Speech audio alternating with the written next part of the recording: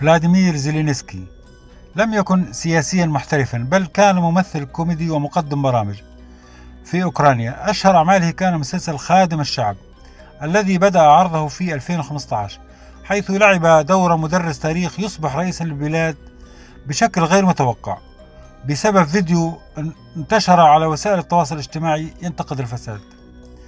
استغل زيلينسكي شعبية المسلسل بشكل ذكي. في عام 2018 أسس حزبا سياسيا يحمل نفس اسم المسلسل، خادم الشعب، مستخدما صفته كالرئيس التلفزيوني النزيه.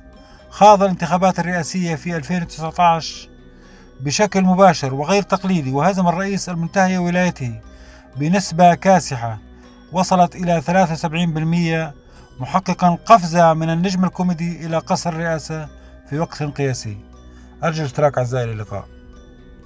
تشوز.